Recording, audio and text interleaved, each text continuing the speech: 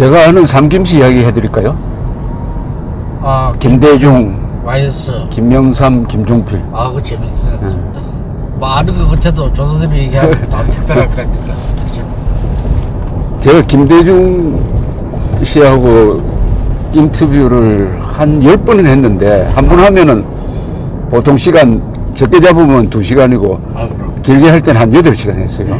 와.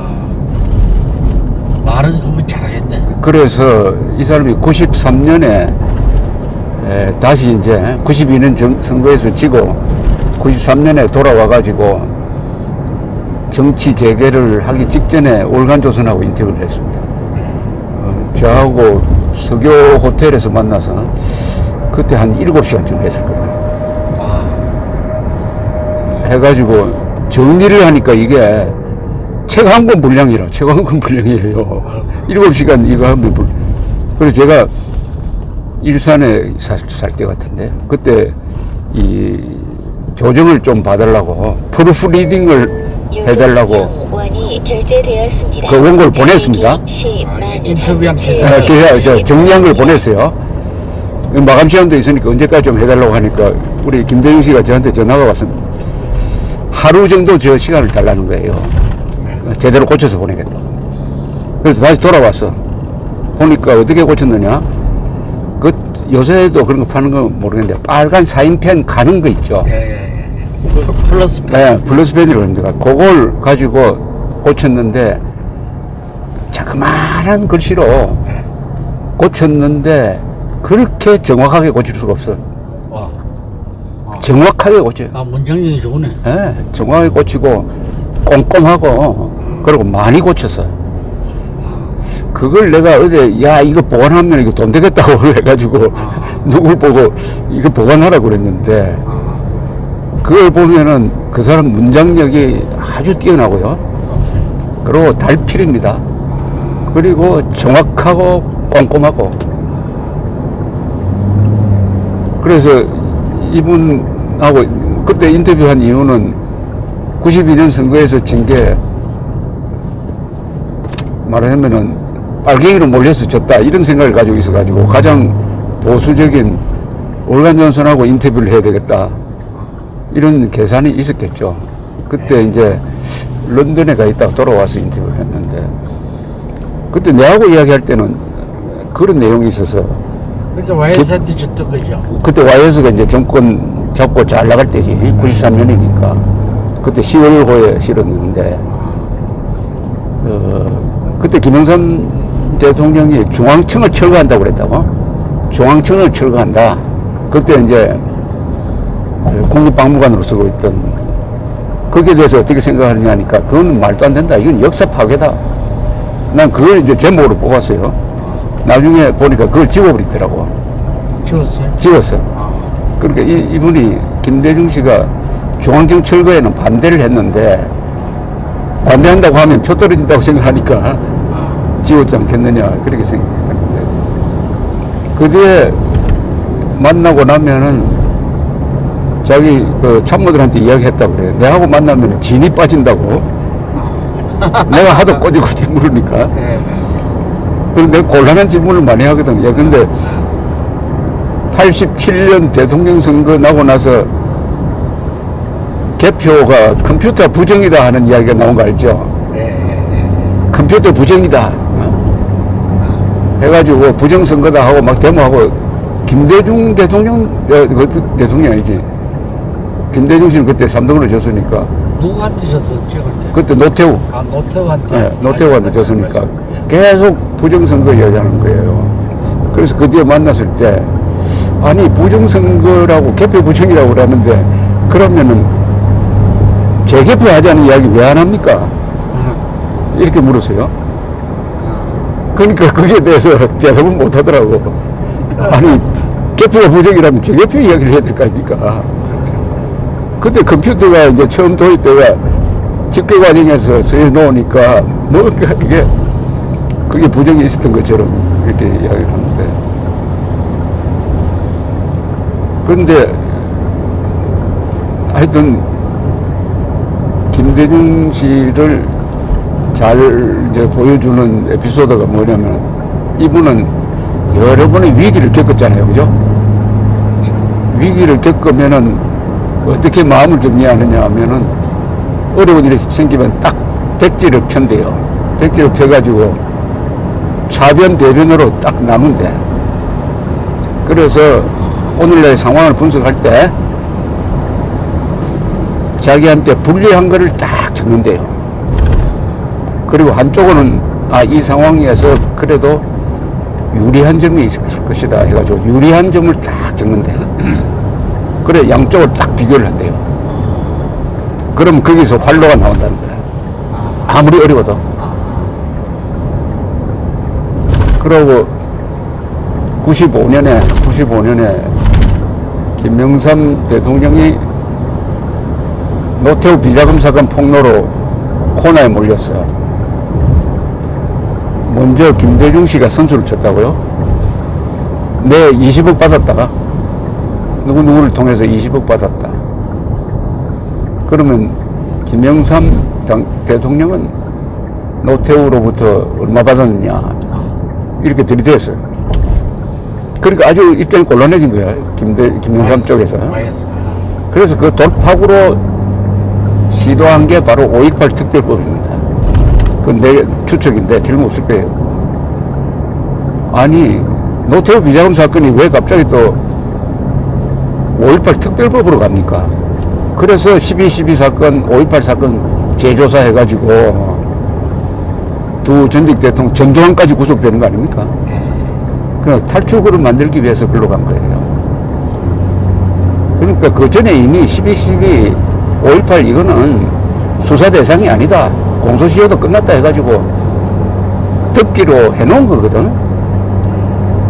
그런데 이걸 다시 되풀어내가지고 시효가 끝났으니까 소급 입법까지 해가지고 했는데 그거 딱 발표됐을 때 내가 동교동에 있는 김대중 그 장승민 씨가 그때 아마 비서를 했습니다. 가서 이야기할 게 있다고 해서 내가 만났어요. 그래서 점심 먹으면서 내가 이야기했어. 이거 5.18 특별법을 김대중 총재가 반대해야 됩니다. 그렇게 해야 이 기회에 진정한 통합적인 지도자로 나타날 수 있습니다. 이렇게 이야기를 했습니다. 듣고만 있더라고. 그러나 반대는 할 수 없지. 정치적 상황에서. 그런데 김대중 씨가 만약 대통령이 됐으면은 92년에 아마 정치 보복 안 했을 것 같아요. 안 했을 것 같아요. 그 뒤에 요새 이순자 씨 회고록을 보니까 자신들이 제일 편했던 데가 김대중 정권 시절이래. 아니 전두환 대통령이 집권하면서 김대중 씨 잡아 넣어가지고 사형 선고까지 받도록 했는데 김대중 정권 시절이 제일 편했다는 거라. 참 역설. 제일 괴로움을 당한 게 김영삼 때. 그때는 뭐 감옥에 가갖고. 그 다음에 박근혜 대통령 때 왜 또 조사했잖아요. 비자금 관련으로 벌금 부는 거를 왜 다 납부하지 않느냐 해가지고 검찰 시켜서 조사해가지고 막 가족까지 뭐 하고 해가지고 가택수색도 하고 한 그걸 구구절절히 적어 놓으면서 그렇게 이야기를 했더라고요. 그러니까 제가 만난 정치인 중에서 이념적으로 다르지만은 가장 부지런하고 가장 성실하고 가장 전략적인 사람은 김대중 씨입니다. 김대중 씨. 또 그분이 이 독서량이 많으니까 내 하시가 하나 받아놓은 것도 있는데 그런데 김대중 씨는 하나의 흠이 있어요. 뭐냐, 독학한 사람입니다. 독학한 사람은 독선이 있어요. 그런데 사물을 볼 때 단편적으로 보는 경향이 있어요. 단편적으로. 그러니까 아까 말했던 뭡니까? 개표 이야기도 들어요. 그 다음에 김영삼 씨는 어떤 사람이냐. 김영삼 씨가 왜 대통령이 됐느냐 하면은, 김영삼 씨는 타이밍을 잘 잡는 사람이에요.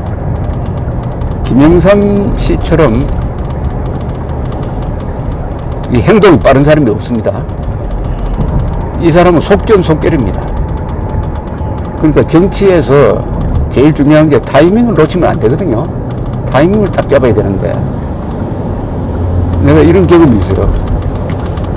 이 사람이 물러나고 나서 상도동에 있을 때인데, 그냥 가니까 김영삼 대통령이 막 화가 나가지고 김대중, 김정일 합작, 또 6.15선 이후인데 이걸 가지고 막 욕을 하더라고. 특히 김정일이가 회장이고 김대중 대통령은 정무 역할을 하고 있다고. 그러면서, 그래서 내가 그렇게 화만 내지 말고 성명서를 하나 발표하는 게 좋지 않습니까?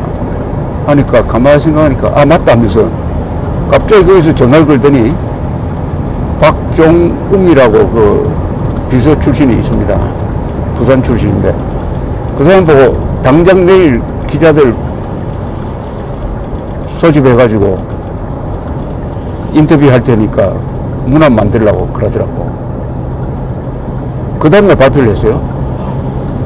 근데 그 며칠 뒤에 내가 이회창 씨를 만났더니, 이회창 씨가 자기가 선수를 빼앗겼다는 거라. 김영삼 대통령이 발표한 그걸 자기가 하려고 그랬는데, 그러니까 이 사람은 행동이 늦고 김영삼은 빠른 사람이에요.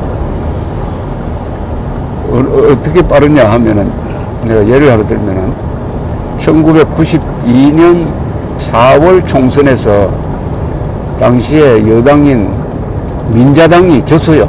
졌다는 건 뭐냐 하면은 과반수 겨우 채웠다고. 민자당은 3당 합당으로 된 정당인데 적어도 3분의 2 정도 차지해야 되는데 과반수밖에 차지 못해서, 그래서 이 선거를 지휘한 김영삼 민자당 대표는 정치적 책임을 져야 돼.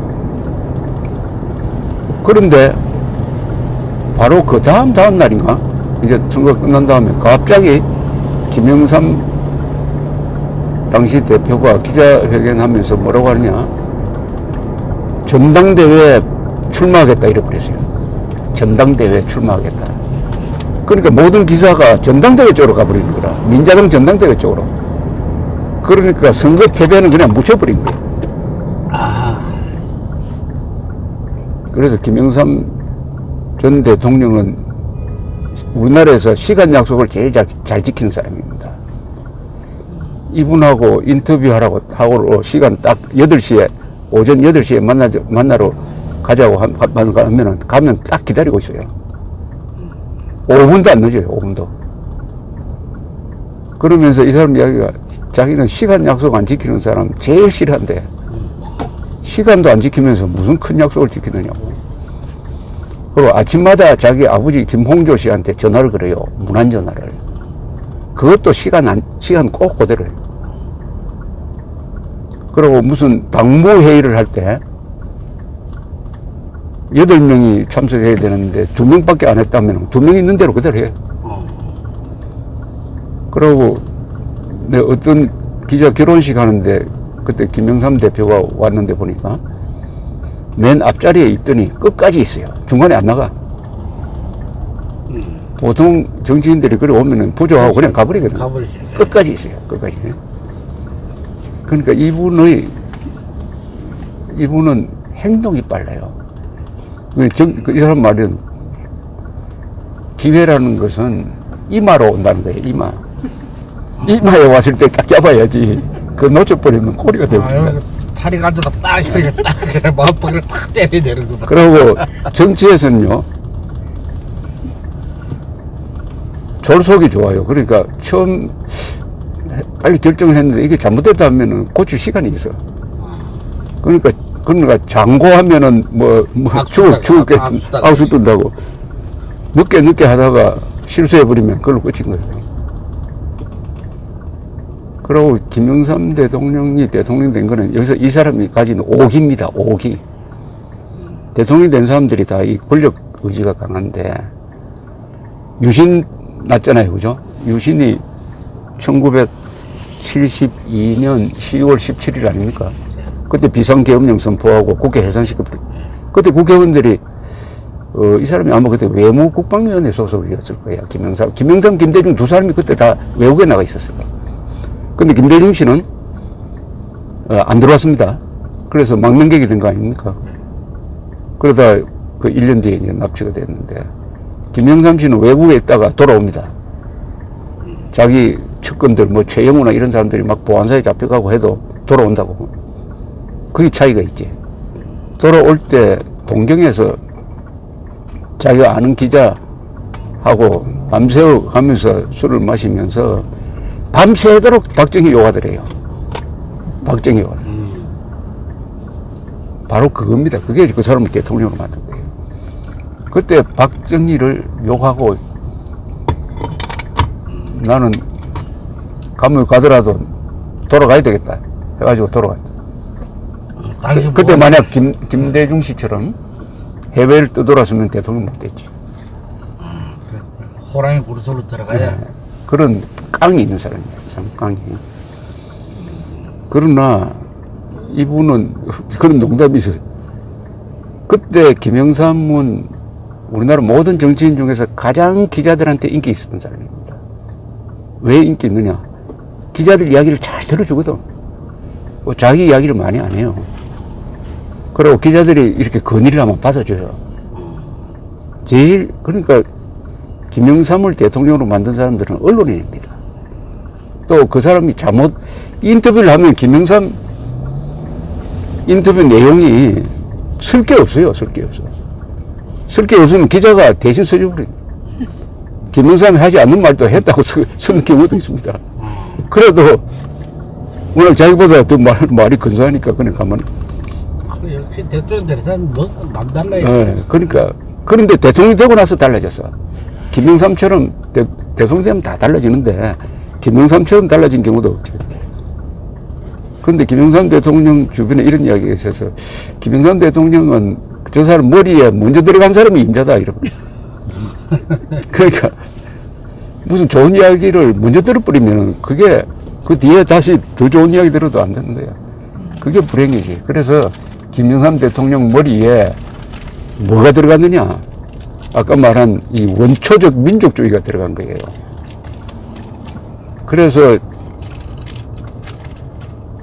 이 취임 연설할 때 문제의 발언을 하잖아요. 어떤 동맹과 어떤 이념보다도 민족이 더 중요합니다. 그 이야기를 김일성이가 듣고 좋아했다는 거거든요. 그게 바로 북한의 대남 공작이거든. 그게 지금 이어져 가지고 이번에 4.27 판문점 회담에서 꽃을 피우고 있는 거 아닙니까? 그러니까 김영삼 대통령의 불행은, 대통령으로서의 불행은 이분의 출신 성향은 보수적인 사람인데 그 머리에 좌경 이념이 먼저 들어와 가지고 대한민국 역사를 부정하고 상해 임시정부에서 문민정부로 바로 이어진다 해가지고 그 전 정권을 정통성을 다 부정하고 그 차원에서 12.12, 5.28까지 또 재조사를 하고 전두환 노태우 구속시키고 그 다음에 중앙청 부수고 해가지고 한국 현대사를 부정해버린 거야. 그리고 노태우 때 추방했던 정교조 교사들 복직시키고 그러니까 좌파 숙주 역할을 해버렸어요. 좌파 숙주 역할. 뭐 부자가 고통스러운 사회를 만들겠다. 뭐 그런 이야기도 있었고. 그 다음에 김종필이라는 분은 어떤 분이냐 하면 뭐 김종필 씨에 대해서 제일 많이 알려져 있죠. 이 사람은 흔히 로맨티스트라고 그러기도 하고 뭐 르네상스적 인물이라고 하기도 하는데 일단 오늘 저녁에 김종필 총재하고 저녁 약속이 있다고 하면은 굉장히 기다려져요. 아 오늘 가면 또 재밌는 이야기 듣겠다. 가면은 이 사람이 만나서 뭐 정치 이야기 안 하거든. 전부 예술, 영화, 문화 또 자기가 만난 인물들 이야기를 해요. 이제 자주 만나면 여러 번 듣게 되지. 그러나 정말 재밌고 아는 것 많고 이런 거예요. 예, 근데 이런 나도 영화를 좋아하는데 바람과 함께 사라지다를 가지고 이제 화제를 삼았는데 그 영화에 비비안 리가 정말 예쁘게 나옵니다. 이랬더니 JP가 뭐라고 하냐면 왜 그러냐, 그때 바람과 함께 사라지다를 찍을 때 비비안 리가 바로 연애를 하고 있었다고. 연애를 누가 연애를 하고 있었는지 잘 기억이 안 나는데 로렌스 올리비아하고 연애를 하고 있었다든가. 그러니까 그게 그래 예쁘게 보였다고 뭐 이렇게 이야기를 해요. 그리고 이 사람이 만난 사람들은 뭐 저 로버트 케네디부터 막 국제적인 인물이 많잖아요. 화제가 풍부해요. 그러니까 JP는 종합적인 인간의 능력으로는 우리나라에서 아마 한두 분, 그러니까 종합적인 인문 능력이라면 스포츠도 해야 되고 노래도 불러야 되고 그림도 그려야 되고 그런 사람 아닙니까? 그런 점에서는 삼김씨 중에서 어뜸이지. 비교가 안 되죠. 예, 어뜸이고 또 근데 JP하고 만나보면 묘한 걸 하나 느껴요. 5.16에 대해서는 JP는 주인의식이 있습니다. 5.16은 내 작품이다. 내 작품이라는 생각이 있어요. 근데 내가 취재를 해보니까 물론 그 발상을 하고 꾸미고 한 거는 JP가 먼저입니다. 그러나 결국은 5.16 그날 지휘를 한 사람은 박정희거든. 그렇죠. 또 박정희 아니었으면 성공할 수가 없어요. 그런데도 JP는 5.16은 내가 다 꾸미고 그리고 박정희 장군을 지도자로 모셔왔다 하는 생각이 있어요. 그런 일종의 저작권 의식이 있어요. 5.16에 대해서는. 그렇다고 뭐 박정희를 폄하한다든지 그런 건 아니에요. 그러나 김종필 총재는 박정희를 객관적으로 보지. 그 사람 장점과 단점도 다 보면서 그런 단점, 그러면서도 장점을 취하는 사람인데, 또 박정희 대통령은 아주 사적인 일, 공개할 수가 없는 일은 해결을 다 JP한테 맡겼다. 그런 이야기는 평생 이제 이야기할 수 없는 그런 부분까지 있는데, 이 김종필 씨는 아마 7살에 5.16 했을 겁니다. 37살에. 그때 JP가 등장하니까 아주 미소년 같았잖아요, 얼굴이. 그때는 뚱뚱하지 않았습니다. 아주 호리호리하고 군복 입은 사람이 나와가지고 기자들 앞에 가더니 아주 민족주의적인 이야기를 했습니다. 반미적이라고 생각할 정도로. 그러면서 야, 이상한 사람 하나 나타났다 이래 된 거지. 그때만 해도 이 648기생들이 나세르를 숭배를 하면서 민족주의적인 이런 성향이 있었습니다. 그래서 미국이 JP를 한때는 반미적인 사람으로 보기도 했는데 나중에는 막 오해가 풀렸지만은 그런 시절이 있었어요. 그리고 JP는 서울대학교 가가지고 학생들하고 당당하게 토론했잖아요. 토론을 해도 뭐 JP가 훨씬 더 설득력이 있었지. 그래서 저도 60년대는 저의 우상이 김종필이었습니다. 그래서 한일회담 반대 시위할 때도 나는 반대하고 난 참여도 안 했어요. 내가 그때 우리 과 대표인데 투표를 해가지고 여기서 참석할 사람 자율적으로 참석하고 다 해야지 뭐 다 우르르 몰려가지 말라고 해가지고 나는 빠진다 그랬어. 근데 이 JP는 이게 콤플렉스가 없는 사람이에요. 그래서 사람 만나면 이 콤플렉스가 있는 사람과 없는 사람 차이 있죠. 제가 우리나라 정치인 중에서 콤플렉스가 없는 두 사람이 하나는 이승만입니다. 이승만은 콤플렉스 없는 사람이에요. 영어도 잘하고 사명감도 있고 종교적 사명감도 있는데, 이승만은 아이젠하워 대통령하고 회담하다가 아이젠하워 대통령이 화를 내서 나가니까 그 등을 향해서 저런 고얀 놈이 있나고 고함 친 사람 아닙니까? 통역은 안 했지만. 이 김종필이가 1962년에 김종필 총재가 그때는 정보부장 시절에 미국을 방문합니다. 누구를 만났냐? 로버트 케네디 본부장관을 만나요. 그때 케네디 정부의 제2인자거든, 사실은. 대통령 동생. 예. 딱 들어갔더니, 나이는 아마 비슷할 겁니다. 로버트 케네디가 그때 30대일 거예요. 이 본부장관이 방을 열고 들어가는데, 마중도 안 하고, 그냥 자기 의자에 앉아가지고, 흔히 발을, 왜 미국 사람들 잘 하듯이 발을 포고 있더랍니다. 그래서 JP도 그 맞은편 응접 의자에 딱 앉아가지고 비스듬하게 누워가지고 다리 딱 꼬고 있어요. 그러니까 로버트 케네디 장관이 웃으면서 나와서 대화를 했다고 이렇게 이야기를 하더라고. 이 JP의 불행은 아니지만은, 그러니까 우리 JP는 대통령을 못 해봤지만 대통령만큼 일한 사람입니다. 반열에 올라가 있죠. 그렇죠. 그 역사적 역할이. 그건 바로 5.16이지. 5.16. 5.16이라는 우리 역사의 가장 큰 사건의 기획자 아닙니까? 그러니까 저 사람은 대통령이 아니지만 대통령이 했던 만큼 일을 한 사람인데, 역시 삼성개헌에서 박정희하고